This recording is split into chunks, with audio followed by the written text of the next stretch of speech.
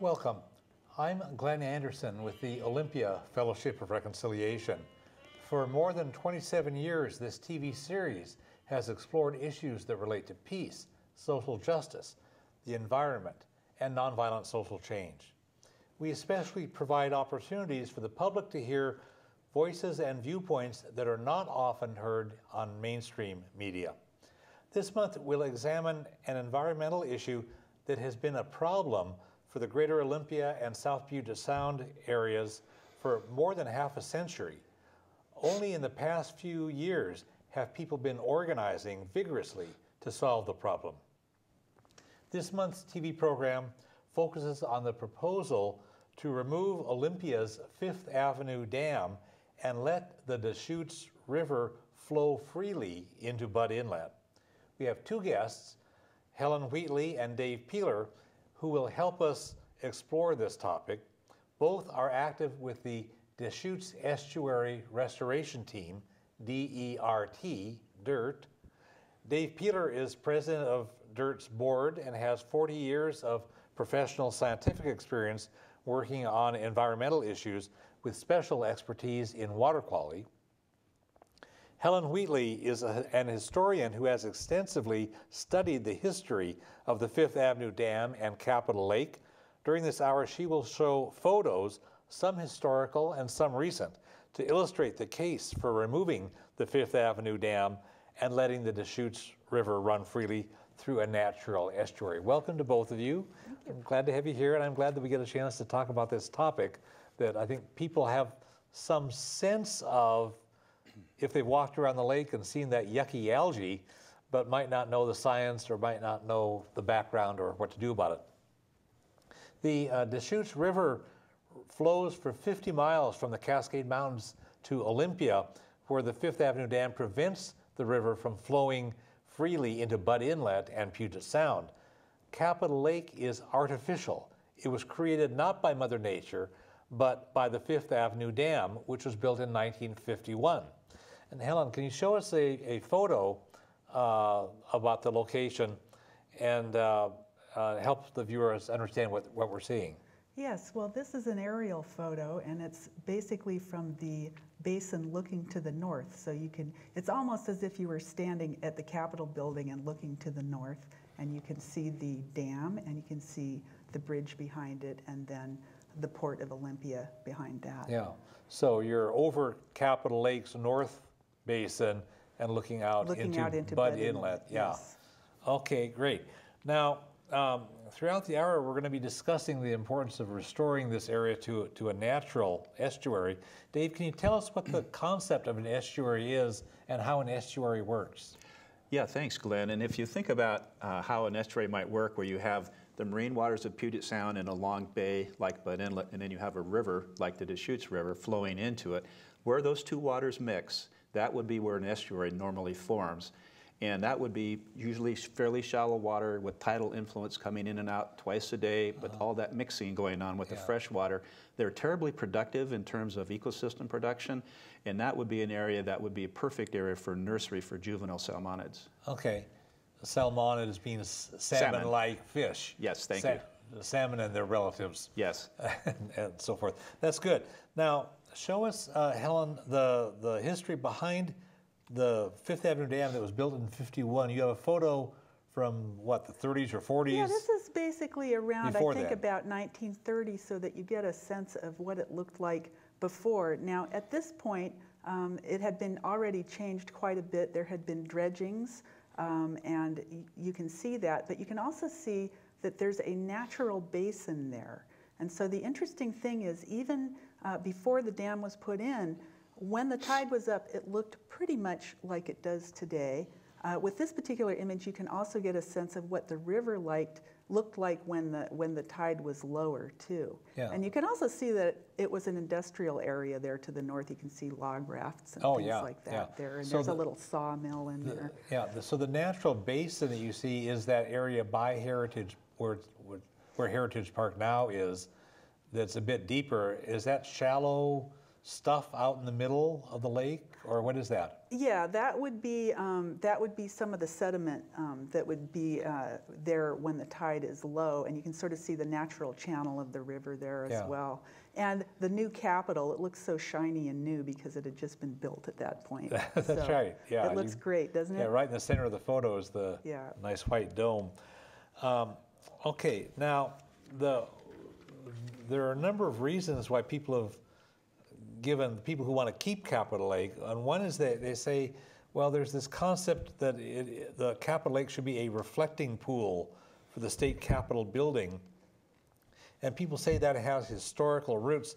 Can you tell us about this reflecting pool concept, and what should we really know about that? Yeah, okay. Well, the interesting thing about that is that the people that lived in Olympia, long before they decided to put in the dam, had been talking about different versions of how to modify the basin. Now, for many, many years, Tumwater used the river for transportation, like the Olympia Brewery sent their beer out, down the river, and the mills and things like that. And so when people talked about how to create some kind of a possibly a reflecting area, there were various alternatives. The one that you see in this schematic right here, which was done by Wilder and White, who were the architects who designed the Capitol Group, you can actually see that what they put in there was a canal and not a dam system, because that was one idea that was very popular. Another idea that was toyed with, if they were ever to close the river to navigation, was to put in a weir so that you'd have a tidal flow in and out, but still have the reflecting area. Okay, now where is that canal concept? This is an artistic design of what could be. Yeah, and the funny thing is that Wilder and White, when they drew this, they really were not very familiar with the area, but they happened to have won this competition, and in 1912 they sort of threw this schematic out here at the request of the townspeople. So tell people where they would see that canal that was proposed Well, here. it's pretty much exactly where the Fifth Avenue Dam is now, and as you can see, what they imagined was that the town would be built sort of, that they would fill that whole area, but it's purely imaginary. Yeah. So the isthmus would have a lot of building on it there, with the canal going through it. It's not at all what it actually looks like, as you saw with those other pictures. So this was just a schematic that the architects threw out with the idea that this was the main thing they were trying to emphasize was the little boulevard going up and how it would look sort of like a Roman staircase going up to the Capitol Group. So you can see that running through the middle of that image. Yeah. Going up to the Capitol. Exactly, and it took on a life of its own. That's the thing, is people took this image and they sort of, their imaginations ran wild with it, and people began to believe that the basin itself was part of the original architectural plan, when in fact it was not. Okay. And so that's become something of a canard over the years. So part of what we want to do, if we want to think about a natural estuary like Mother Nature designed it, before the architects got involved, would be to recognize that this was a concept, but it's not really necessarily valid. It was what some people were promoting. That's correct. And as you can see also, it's not really based on an idea of a Deschutes River and a maritime economy. These were people from New York, and what they were imagining was sort of a New York-style industrial town. So it doesn't really reflect the reality of what Olympia was, which is to say pretty much based on a maritime industry, the oysters, the sawmills, things like that. Yeah. Now, during the course of this interview here, this conversation, we're going to be detailing some of these problems that the Fifth Avenue Dam has caused. But before we get into the substance of each of the problems, I wonder if you could, between the two of you, just list some that we'll be talking about in a few minutes afterward. So what are some of the problems that the Fifth Avenue Dam has caused? Well, if I could start, Glenn, some of them are poor water quality in the area that's behind the dam, i.e. Capitol Lake, and poor water quality in Butt Inlet. Okay, so both sides of the dam have been impaired by the dam. Right.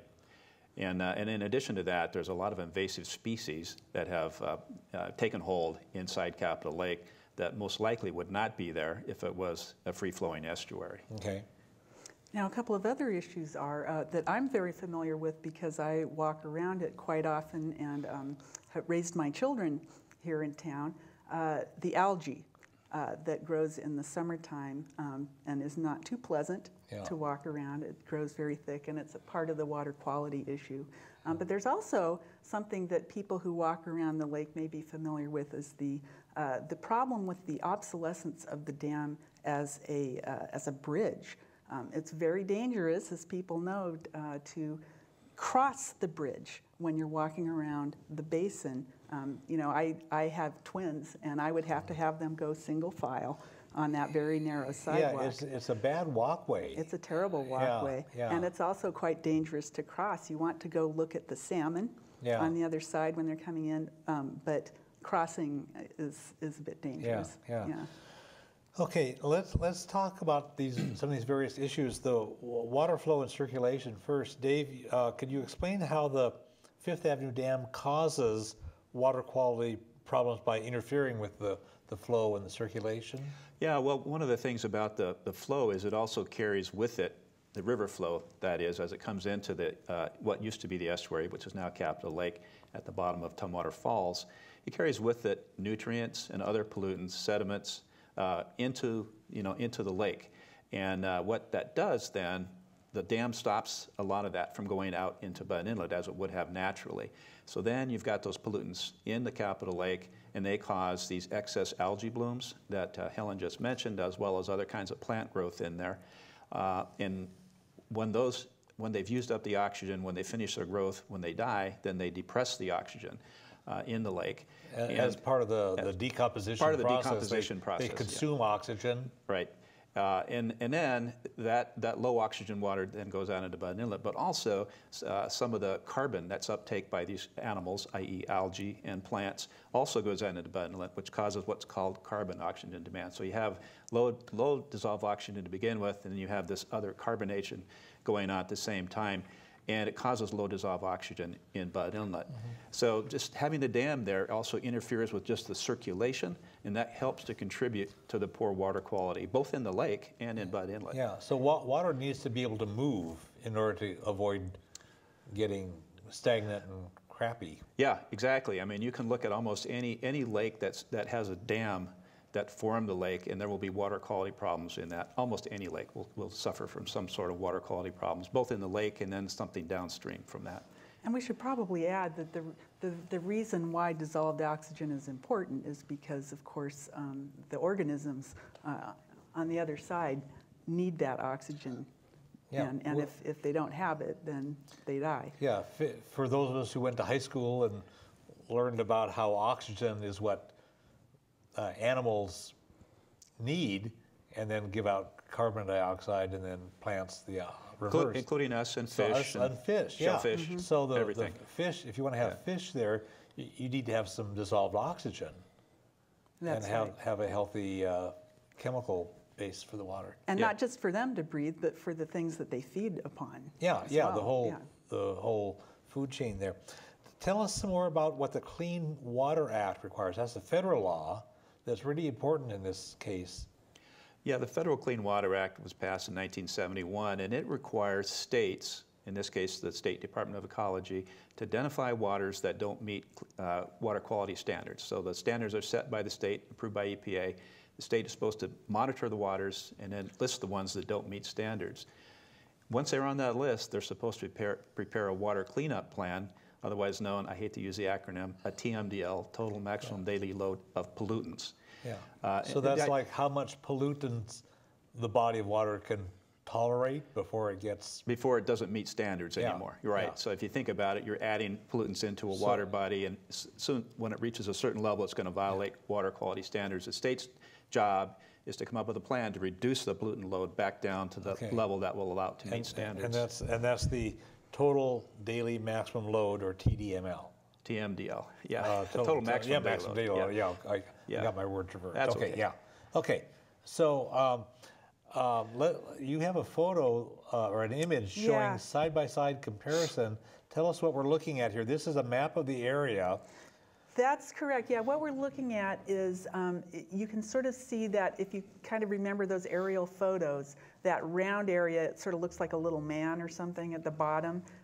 That is the basin, and then you're looking north towards Budd Inlet and beyond. And so what you see in this scenario, this is something that was worked up by the Department of Ecology. They ran models to try to figure out which scenario would be best, a lake or removing the dam and creating an estuary. And so what they were studying was when are you going to get the most problems with this low dissolved oxygen. And so on the left side you see the model that they ran that shows the violations under the lake scenario, and you can see that the basin is completely red. It can't get much worse than that. Yeah. And then the problem sort of goes on out into Budd Inlet and into the east part, like where Swantown Marina is. So that heavy dark blue area, that's anticipated violations of the Clean Water Act under the current plan that has the dam there. That's correct. And then if you look at the one on the right, that shows what they anticipate if the dam is removed, and they have basically, I think it's a 500-foot opening, correct? Yeah, it's about a 500-foot opening where the dam is today. Okay. Yeah, and so you still have a few violations in the summertime, but you can see that the basin is pretty much clear, and it's much more limited. Yeah. And so this is, as far as the state's concerned, this is why the best, most direct route to ending those violations is to take the dam out. Yeah, and so this is based on computer modeling by the State Department of Ecology, was it? Computer modeling and a lot of data collection. They've done a lot of sampling and monitoring. Yeah, the grid lines in there are like sampling sites.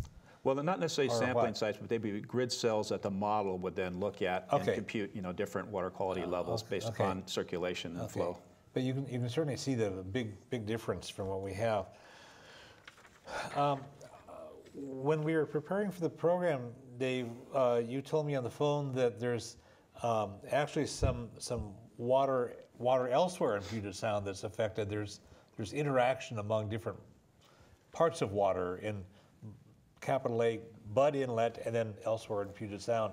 Tell us about that. It's an interesting story because here we are at the very bottom, really, of Puget Sound, that is Budd Inlet, and with the Deschutes River flowing into Budd Inlet. But Budd Inlet, of course, is connected into the rest of Puget Sound. And so the state has been, along with help from the University of Washington and some other federal agencies, has been looking at the entirety of Puget Sound, but also zeroing in on what they call South Puget Sound, which would be from the Tacoma Narrows south down to Olympia. So they've got three models, one for all of Puget Sound, one for South Puget Sound, and then this one that we're using here for Budd Inlet and Deschutes. And what we find is that there is a significant amount of pollutants that are entering into South Puget Sound and into Budd Inlet from the north.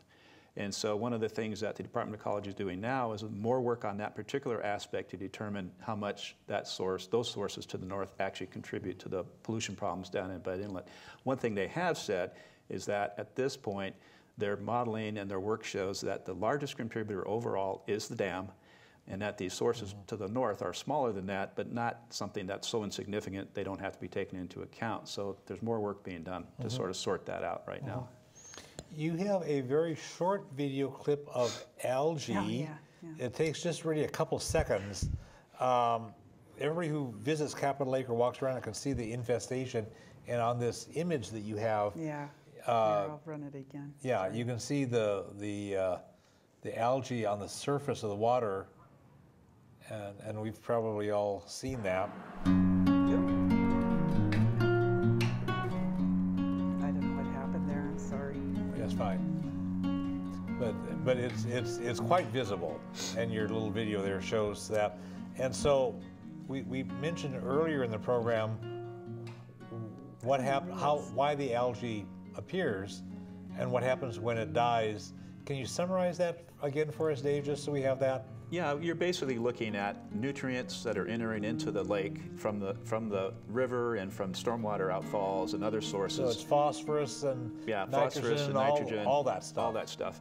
And it basically makes a really nice stew for the algae and the plants to grow up really well, and then they die off, you know. Yeah. And we can all see that in mid to late summer when they cause these huge mats, and then it becomes really bad water quality there.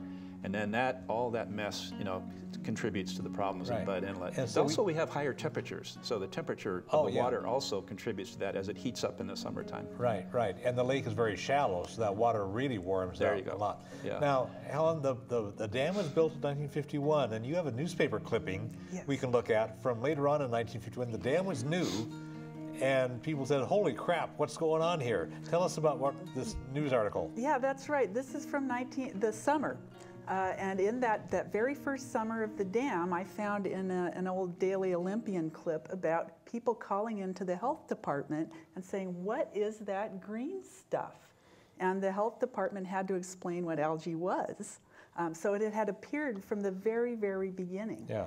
And one of the main things they were trying to figure out was that going to affect the health of the fish? Would it affect the health of humans? Would it cause mosquitoes? They weren't too sure at that point just what the algae was going to do. So this is a long-standing problem. It was not invented by environmentalists. It was caused by the dam, and local folks discovered it and called the health department. Yep. So, I was amazed when you found that and wanted to have that on the show. It shows how long it's been around, and that the other thing that it shows is that the science was really, people didn't really have as good a sense of what was going to happen when this dam went in, as they do now, of course. Yeah. Now, another one of the many problems of Capitol Lake is the infestation by the New Zealand mud snail. It's a freshwater animal, and it's trapped in the freshwater lake that's behind the dam. The mud snail is hard to eliminate, but a long freeze can kill the New Zealand mud snail, and they've tried that. Last winter, during a long, hard freeze, the state drew down the water level of Capitol Lake in an attempt to kill the mud snail. Show us this 3-minute video that you made last winter, and then tell us what's going on. Tell us what we're seeing here. Okay, gladly. It's a 3-minute video, really interesting. Yeah. Well, I using my skills I developed here at TCTV to go shoot this. This is a picture of the dam itself, and what you can see is that the tide gates are open, which is not the way you usually see it. And I explained that, this has been dammed since 1951, that they were doing the drawdown to kill the New Zealand mud snail. This is starting up at Tumwater Falls, just to show, and the point being that it's one of the few things that they know does kill the mud snail, because the natural parasites that tend to keep it in check in New Zealand, for whatever reason, don't really translate to other environments. So it's become this menace throughout the world, really. I mean, it infests lakes in Europe. And it also, this nutria here, it's a South American rodent. So there are lots of different species that have come in because the lake is there. But it's the New Zealand mud snail that has forced this closure of the lake. So that's the sign that you see here is because of the mud snail. Now this is just a view of the dam. So this is the part of the drawdown. Right. And so the water level would be way lower than what we otherwise see. Except, yes, and even right here, so this is along the waterfront, and this is what you see when you draw it down. You can see the pilings from the old Little Hollywood when people lived on the riverfront. Now this is a view of the middle basin, which is the one that you see when you're driving along the Deschutes Parkway, and you can see how much sediment has really been dropped there. Usually it's only 1 to 2 feet deep water at any time. And so you can see how shallow it really is because of the sediment. Right. One area that flows is Percival Creek, which is one of the more nutrient-rich areas now because the estuary's been removed. This is another area of kind of constriction from the I-5 pilings. You know, that was another area where they sort of did a fill, and that's one of the reasons the sediment drops in the middle basin. This shows you the upper basin. Yeah, and that river is actually flowing there because the water in the lake was drawn down, so that allows the river to actually flow. Yes. So the interesting thing here as well, Glenn, is that the only place that really freezes when they drop the lake down is along those shoreline areas that become exposed, sort of like an intertidal area when the lake drops down. So a large percent of the New Zealand mud snails, if it freezes hard enough, will get killed off in those areas. And I think the Department of Enterprise Services estimates that they get something like 80% or more of a mortality of those snails. But anything below the water level, of course, doesn't freeze and doesn't get killed off. So it's a temporary setback for the New Zealand mud snails, who can reproduce quite rapidly and refill all those spaces. Yeah, which unfortunately they can't completely draw it down because the dam is there, and so there's always this point of reinfestation from the area where they can't draw it down anymore. Now, people who've lived here a long time remember when it was safe to swim or use boats in Capitol Lake. Can you tell us why people can't go swimming there? Yeah, and well, you know, when you look at it from a historic point of view, it's interesting because one of the real, you know, it was a really good impetus to clean up the water, the desire of people to swim in it. And that was one of the factors that helped feed into building a better sewage system and making sure that there were not sewer outflows into the river. So in that sense, at that time, it was a really great thing. But unfortunately, they couldn't stop stormwater from flowing in there, which can be a source of toxins. There was a problem with fecal coliform bacteria. The poor circulation meant that the very spot where people do the swimming is where all of that accumulated. Like even now when you walk along there, you know, that's the area that kind of collects all the garbage. That's the basin. You know, you always find stuff floating in there. Flotsam. So the Department of Health has explained that circulation is a really major reason why they had to close it down. It's not just, you know, oh, if we get rid of the fecal coliform, everything will be great, because the lack of circulation is a real problem. Yeah, so that's something that an estuary would relieve, right? I mean, if you had the estuary, you'd have water flowing down the river, and at high tide it would come back in. You'd have the movement, and so that's removing the dam and restoring the estuary would be a remedy for that problem. That's true. You don't see these kinds of problems in a natural estuary that we're talking about, with the floating algae mats and these other things, and the bacteria sort of circulating in that area. That would not occur in an estuary. And so, what about boating, Dave? Is this? Are we talking about similar reasons why people can't be boating? We are, and Helen just showed the sign there. It said, you know, no public access, closed, you know, to all public access and recreation. And prior to the infestation by the New Zealand mud snails, even though we had other invasive plants in there, you could, you know, canoe and kayak on the lake, and then it was closed. And the reason is they don't want people to go in there and then carry some of those mud snails. They're tiny little organisms that can cling onto your shoes and your or clothing. Your boat. Or your boat, and then take it to some other water body. So it's entirely closed. So effectively, there is no public recreation whatsoever in Capitol Lake. Yeah. So it's yet another reason where the Capitol Lake concept is just not a workable thing. It impairs recreation opportunities instead of being a source of recreation, like people sort of like to think it would be. That's true. But yeah. Yeah, you know, interestingly enough, you know, people also, besides remembering the swimming, people who can really remember way back remember the boat races too. And those were taking place before they put the dam in, interestingly enough. Oh, really? Yeah, when the tide was up, they had sort of 4th of July boat races in the basin. So that would have been like in the 40s or yeah, or no, earlier. In the 20s. Really? They did it in the 20s. Oh, wow. Yeah. Wow. Okay. Yeah. Well, let's talk about sediment. We mentioned sediment a couple times.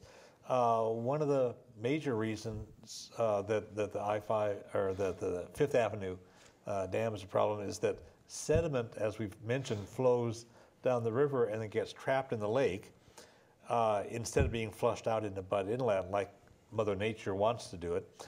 And so the accumulation of sediment has caused Capitol Lake to become very, very shallow and to require dredging. Can you tell us, Helen, about the photo that you can bring up on the screen here and tell us more about the sediment, and then after that we'll talk about dredging. Yeah, well, so what we're looking at here is it's as if you were standing at Marathon Park looking south, and you're seeing the middle basin, which is the one that Percival Creek flows into. And you can see how shallow it is. It's usually only, I believe, 1 to 2 feet deep, even when it's full of water at this point. This middle basin was traditionally the sediment trap for everything coming down from the river since 1951. It used to be the place that they would consider dredging, but at this point it is so shallow that they couldn't possibly dredge there now. So let me just clarify for the people watching this that you can see Marathon Park, which is on the west side of Capitol Lake, and the left-right line that you see going through the screen is the railroad trestle that when you walk around the lake, the usual route that people take to walk around the lake, you're crossing at the Fifth Avenue level and you're on either the east or west shore, and then this is the southern end of where you walk across the railroad trestle, which is what you see there, just in front of the steam plant.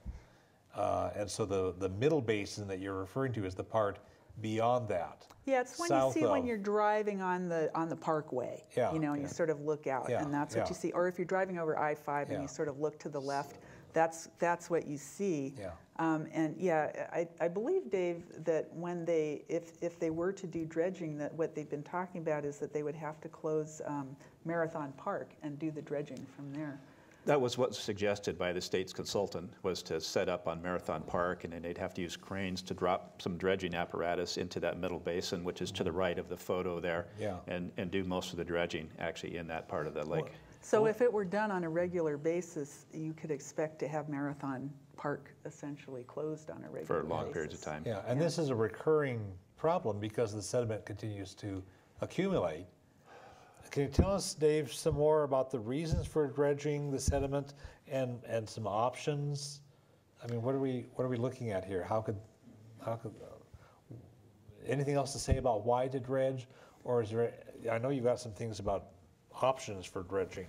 Right. Well, we should just clarify that every river carries sediments down towards its mouth and into Puget Sound if they drain into Puget Sound. And so this is not like an unnatural type of thing. It's what rivers do. And so that probably wasn't adequately accounted for when they first built the dam, but you have the river bringing down thousands of cubic yards of sediment every single year. And so in order that sediment normally, as we said, would slowly dissipate out into deeper waters. Here it can't because of the dam, so it settles out. Originally, they had thought about dredging this middle basin, and it's happened a few times in the past. The last time was about 28 years ago, in 1986. And they did create sort of a sediment trap, i.e. they dug a deeper hole in this middle basin, and they were hoping that sediment would settle out there instead of going on down into the North Basin and out into Butt Inlet. And it's effectively trapped quite a bit of the sediment over time.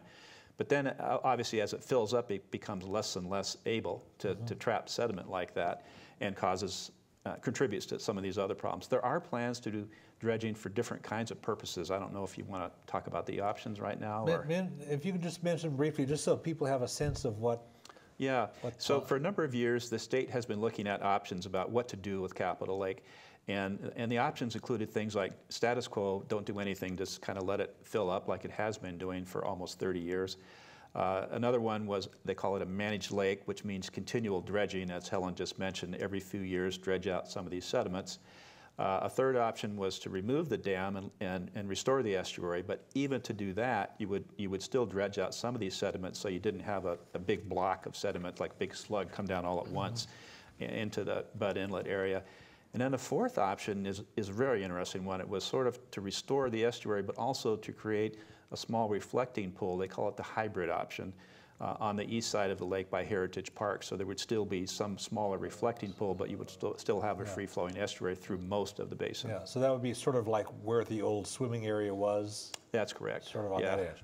Now, could I mention something about that since you bring it up? Again, if you sort of look at the old landscape plan ideas for the Capitol campus over the years, sometimes you can get an impression that that was an idea that was considered, but it was always considered in the context of building a road, like a viaduct, across the lake, you know, as part of the sort of ongoing, evolving notions of how to get around the city. Yeah. So there are, you know, so that was never in the past really considered as an option, other than standalone kind of thing. Yeah, other than as a way to deal with the fact that they were thinking of running a road across. Now, as we were preparing for the program, both of you mentioned a number of things that came somewhat as surprises to the people who had made the decisions about the dam and so forth. And one was that they had not taken adequate consideration of the fish. And Helen, you had some interesting things to say on the phone when we were preparing, and you have a photo that you can tell us about. Okay. So tell us this fish surprise. Yeah, Dave's seeing this for the first time, so he's okay. yeah, well, the thing is, I've been looking at the history of the Department of Fisheries around this issue, and the interesting thing is, you know, remember that they had just gone through a whole spate in the 1930s of dam building. That's when Grand Coulee Dam went in. I mean, it was just everybody was building dams for everything. Now we have thousands of dams. And so for the Department of Fisheries, they had to figure out, you know, what can we do about this? You know, they were dealing with crashing salmon populations. They knew the dams were a problem. They were under a lot of pressure to come up with some solutions to that. And they looked at the Deschutes in the 1930s and they said, you know, wouldn't it be really cool if we could actually add a coho run instead of taking one away? There had been different salmon runs up Percival Creek. But what they wanted to do was add a run that would get around Tumwater Falls. Okay, so they're talking about that, and they introduce some coho from the Green River hatchery, and off they go, swim to sea. And then this dam gets put in, and it gets put in so quickly and for other reasons that they don't put in a fish ladder. And so when the fish come back, they're milling around outside this new dam with nowhere to go. And so what the Department of Fisheries decided to do, working with the local sports fishermen groups who had been you know, helping them with this project, is they decided to truck them from the dam around to up above Tumwater Falls. So they tried that, didn't work too well. It was kind of a stopgap effort. This is another example of, you know, they were under a lot of pressure to come up with solutions, but the solutions they were coming up with were not really too good. And one of the basic principles in looking at the environment is everything is connected. Yeah. And you got to think of all the implications. And here's a blind spot they had. Oh, yes. So. Well, and then another one, back then, in that era, the Indian tribes did not have the status in public opinion or in public policy that they've developed later through massive amounts of organizing and activism by the tribes. So anytime we do anything that involves fish, the tribes really need to be players in this. And they probably would have, if they'd been consulted, they probably would have thought of this. But instead, the engineers and the politicians and whoever went ahead and probably never consulted the tribes. Well, the thing is, they had to put, one thing I forgot to mention earlier is, it's really important to understand that when the legislature finally funded this project, the Deschutes Basin project, it wasn't just the dam, it was actually a multi-phase project. They were going to put in the dam, then they were going to build the Deschutes Parkway, and then they were going to build another parkway that crossed across the bottom of where the Capitol Group is. And so the problem is, they wanted the legislature to fund all of this, but the only money that they could get out of the legislature that one time was enough, $1 million, to build that dam. So they were under a lot of pressure to get it done, get it built, slam it in there, get the road in, and then hope that the legislature would fund the next phase, which was the Deschutes Parkway, because they only had enough money to start a gravel road at that point. So it was kind of a, if they build it, the money will come kind of proposition. And so, yeah, any environmental thoughts or even the concerns of what people in the community wanted in terms of their plans for building up this fish run or any of that went out the window. Yeah, yeah. Both of you are active with the Deschutes Estuary Restoration Team, DERT, DIRT, if you want to pronounce the acronym. Dave, you're president of DIRT's board. We'll talk about DIRT in just a couple of minutes, but I want to first have us look at a proposal or a recommendation that DIRT has come up with. And Helen, you have a slide that shows this. Can you walk us through, at the north end is at the top, like a lot of maps, and you can see 4th Avenue and 5th Avenue crossing at the top, the big part of Capitol Lake, which would be the North Basin. Yeah, we put this with the northern, that's why the wording is yeah, on the the wording side on the left there, margin because is we did sideways, this northern, so you could see it in terms of the other things that we looked like a map. at today. And you can see the railroad trestle down toward the bottom of the image. Right, so people this can is the orient. product of some meetings, public meetings that these conversation cafes that DIRT had, and where people came and they talked about what they would like to see if the dam were to come out. And so what we see is kind of just an imaginary picture, an effort to imagine what it could look like in the future. So that's what we're looking at here. It's important to say that if the dam were to be removed, it wouldn't just be a matter of pulling out the dam and then walking away. There would be an entire process of redesigning the parkscape around it.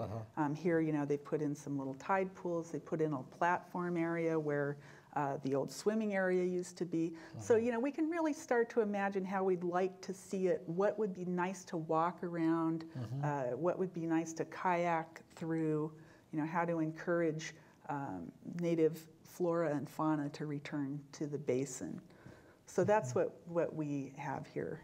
And your process or what you anticipate would have a lot of public involvement. It would not be like the way things were done decades ago where all of a sudden here comes something that nobody's thought through. I think under the current state laws, that would be required. but certainly in this area, people are involved in all kinds of processes, and that would happen here as well. And I know Olympia is very much oriented toward that way of doing things, and I know quite a number of the people involved with DIRT and other local environmental groups, people dealing with the Isthmus Park issue and on and on and on. So we'd have a lot of good public participation in shaping what the image is. But this at least lets us envision something, and who knows what we can come up with. And that was why we developed this, because we wanted to be able to show at least one vision of what the future could look like. It's not the only vision, but it's at least one that's different from what's there today. For decades, we've been stuck in this status quo that's hurting the environment. Are there other things you'd like to say, either of you, about either how to remove the dam, how to restore the estuary, other aspects of this kind of an image that might be good for the future? Anything else to help the people viewing this think it through? Yeah, I think one of the things that we struggle with, I think, we in the whole community, is we sort of have a hard time envisioning something different from what we see today. Because the dam was built 65 years ago, roughly, and most of us are younger than that, so we weren't here before the dam was built and can't really quite grasp what it would look like. And when we think about restoration of other rivers and estuaries in Puget Sound country, we can look at Nisqually as an example. Yeah. And, you know, there were mixed feelings about the restoration of the Nisqually estuary before it was done. Right, because for people who don't know, there were dikes out there. That Nisqually area had farming, dairy farming and stuff out there where Mother Nature had not intended it. And there were dikes and stuff.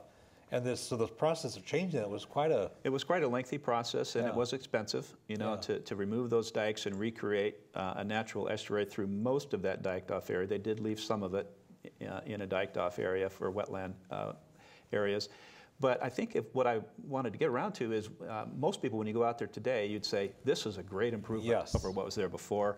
More people enjoy it for recreation. The attendance is way up, you know, but they also took the time to build in some public amenities like the boardwalk and some other things there and Helen mentioned some things that could be done here that would help with that public recreation.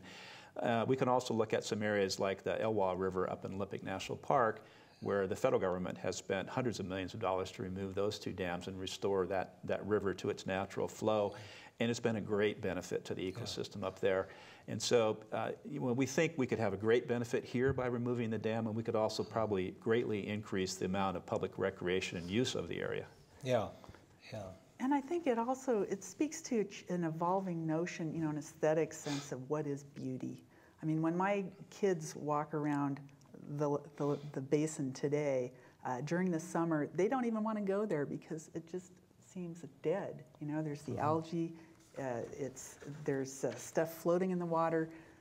They don't find that beautiful, but they find things that are alive, and they think that is beautiful. Yeah. I want to move us through some other recent stuff and then get beyond. The state of Washington recently tried to work on these issues through a process called the Capitol Lake Adaptive Management Plan, which is abbreviated CLAMP. Tell us just briefly what CLAMP was. Yeah, CLAMP. Because people may have heard of that, but not know how that fits in. Back in the 1990s, the state started an effort to do some planning around Capitol Lake, and they were thinking about another big dredging project. And as a part of that effort, some people started to raise the issue of, well, maybe there's some other ways we can think about the management of this area, including perhaps restoring the estuary. So the state at that time formed this Capitol Lake Adaptive Management Planning Committee. And so it was made up of people from the cities here, the county, state agencies, and the port. And the idea was to look at different alternatives, and I've already mentioned those 4 alternatives earlier that they eventually came up with. So CLAMP actually spent a lot of money studying these different proposals, and if you go to the Department of Enterprise Services website, which you'll mention later, I think, all those studies are available online, and there's some really good work that was done, some really detailed work on these different proposals and the costs and what would have to be done structurally to restore the estuary or to manage the lake, et cetera. And one of the big issues, of course, is that if you remove the dam, then of course, as a natural estuary, some of those sediments are going to flow out into Bud Inlet, and you have entities, including the Port of Olympia, the Olympia Yacht Club, and some marinas that are fearful that their economic costs will go up because they'll have to dredge the areas around those facilities more frequently than they have had to since the dam was put in. Interestingly enough, the port and the yacht club were both pretty much in their current locations before the dam was built, so they did operate pre-dam, but they've had basically kind of a free ride since the dam was built. They've had to dredge way less than most marinas and ports would have to because of the dam being in there, but they haven't had to pay any of the cost because the state's taking care of that. Yeah, and so that's all of us state taxpayers who've been doing it rather than have the yacht club and the port pay their fair share. Yeah, and of course, I mean, that's a real issue. Of course, economics is always a real issue, and so that is something to think about, is how would that affect them, and could that be mitigated in any way? Anyway, so that was what the CLAMP reports were completed back in 2009. Recommendations were made. They took votes, and their highest recommendation was to restore the estuary. It wasn't unanimous by the committee. The second recommendation beyond that was to the hybrid option, to have that sort of the small reflecting pool, Yeah. but the rest of it restored. And then the third ranking one was, of course, keep it as a managed lake. Yeah. And the Port of Olympia, I believe, was the only entity that voted in favor of that on the committee. So that was what CLAMP was. And then those recommendations have kind of sat there for about 5 years now without any action. Yeah, it just so happened that those decisions were, the whole process was kind of coming to a head just as the budget crisis hit. Yeah. So. Yeah, with the recession, there really hasn't been a lot of money to take action to begin with, so by the state anyway. Well, one thing that you mentioned, Helen, on the phone is that, and Dave mentioned this too in this conversation, what we've been talking about is there are so many different players in this, so many different levels of government, and the tribes and the city, and I mean there are a lot of constituencies and sectors and entities, and when we were on the phone preparing for this, you said that's one of the things that makes this really hard to make decisions about. Yeah, because, well, it is, I think Olympia's kind of maybe a bit unusual in how much of it is sort of divvied up among all these different agencies. I think that's true. It makes it very difficult for the public to know where to go, even to express what it is. Like, do people know that these decisions are being made by the Department of Enterprise Services? Well, and probably that's not. a state agency that was created by several other, the general administration and several other agencies got pulled together into that new name. And I think it's really, I mean, when you were talking about CLAMP, I was thinking, well, one thing that's really important to say is that that process, and it was really the first time that there was a real public participation kind of approach to this question, and it was very much the product of the Squaxin Island tribe finally having a voice as well. When it comes time to make decisions about this basin, you know, this is a new, you know, a new strong voice, to say, well, you know, what we really want is a healthy river. And the people who've lived here for thousands of years managed just fine with a sustainable ecosystem that provided for their economic needs and cultural needs and stuff without a dam. Right. But they need to be a major player. Yeah, in historical times, I mean, this was a greatly productive estuary with fisheries and shellfish production primarily that the tribes could avail themselves of. Yeah, I've heard of the Olympia oyster, for example. Right. There's a reason for that. Yes. Can you bring up the logo for the Deschutes Estuary Restoration Team? Both of you are from that nonprofit group. Dave is the board chair at this point, board president. Viewers might need to know something about this group, and we're a bit tight on time, but I want to make sure that we put in a plug for the great work that this nonprofit group has been doing, and tell us just a bit about the organization and what you're up to. Well, Glen, the organization was formed. It's a nonprofit, as you said, and we're formed under the IRS regulations, so people can donate money to us and take tax deductions. I wanted to get that on the record. But really, we formed several years ago, and the idea was there didn't seem to be a voice that was organized to speak on behalf of the restoration of the estuary. There were certainly lots of organizations speaking to different aspects of this problem, but not on behalf of the estuary itself. And so that's why we formed, and that's what our work has been. And we try to get involved in all these different governmental activities that we've touched on just a few of them here tonight. But there are a lot of them going on, and we try to represent the voice of the estuary in those processes that are going on at the state level, federal level, whatever. Great, thanks. Helen, you've done a lot of information tabling out with the public. What have you been finding that the public cares about, knows about, is confused about, misconceptions? Well, one of the questions I get is, well, you know, it seems like a good idea to take it out. Why isn't it out already? And that's when you really have a hard time explaining the administrative complexities of how these decisions are made. And so at this point, I'll put in a plug for going to the website, because you can. One thing you can do is you can click on to, you know, one of the things is take action, and you can actually send a message to your the various representatives of the various entities that are involved in this and let them know that you support. Yeah, I've visited your website a couple times. It's the www.DeschutesEstuary.org, and you've got a lot of stuff there. I'm hoping eventually there'll be a link to this program. That would be cool. But there's a section there called with resources, a tab you can click on resources, and it mentions some of the things that you folks have told me about.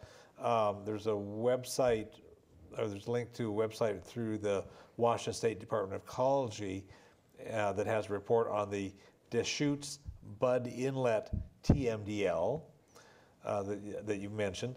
There's a link on your website resource tab to Capitol Lake information through the Washington State Department of Enterprise Services, which we've talked about. And there's just lots of stuff there. I mean, it's a great website, and it gives the background, it gives the science in ways that people can understand, like I hope we've done during this interview program.